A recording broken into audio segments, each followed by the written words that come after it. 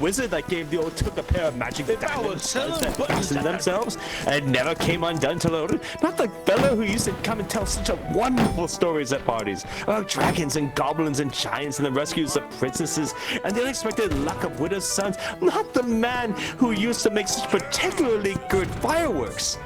I remember those. Old Took used to have them on Old Midsummer's Eve. Splendid. They used to go up like great lilies and snapdragons and laburnums of fire and dragons and hang in the twilight all evening. You will notice already that Mr. Baggins was not quite so prosy as he'd like to believe. Also, that he was quite fond of flowers. Dear me, he went on.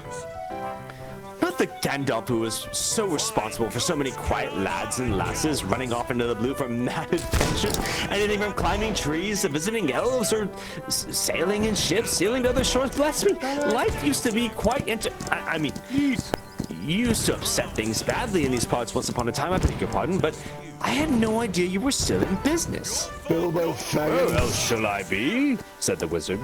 All the same, I am pleased to find you remember something about me. You seem to remember my fireworks kindly at any rate, and that is not without hope. Indeed, for your old grandfather Took's sake and the sake of the poor of Belladonna, I will give you what you asked for. I beg your pardon, I haven't asked for anything. Yes, you have. Twice now. My pardon, I give it to you. In fact, I will go as far as to send you on this adventure. Very amusing for me, very good for you, and profitable too. Very likely, if you ever get over it. I'm sorry, I don't want any adventures, not today. Good morning. But please come to tea, any time you like. Why not tomorrow? Come tomorrow, goodbye. With that, the hobbit turned and scuttled inside of his round green door and shut it as quickly as he dared, not to seem rude. Wizards, after all. Let's go, you fucking punch! What the fuck are you guys doing over here? We're in the story. Shut up. We'll get there. We'll get there. We'll get there. Go, get out of here. Get out of here. Fucking dumb fucks. Sit here, fuck. Fuck you, you dumb fuck. Get out of your country. What on earth did I ask him to do, Paul? He said to himself. I do bring news from the front. I do bring news. I don't bring news. Like man, each and every one of you needs a bend over and get fucked by these horses. What did I ask him to tea for? He said to himself as he went to the pantry. He had only just had lunch. He thought a drink of something would do him faster. Gandalf, in the meantime, was still standing outside the door and laughing around quietly.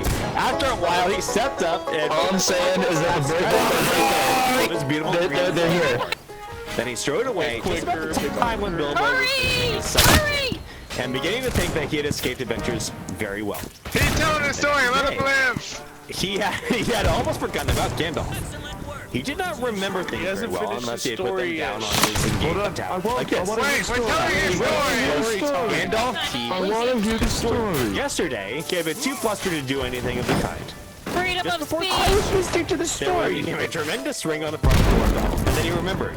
He rushed and put on a kettle, and went and put out another cup of saucer for Gandalf, and extra cake or two, and ran to the door. Oh, I'm so sorry to keep you waiting, he was going to say. When he saw that it wasn't Gandalf at all, it was a dwarf, with a blue beard tucked into a golden belt, and a very bright eyes under his dark green hood. All the Native Americans listen to everyone is all over. No smallpox blankets anymore. Protect. Like every Get real hard, bump back down. Please don't.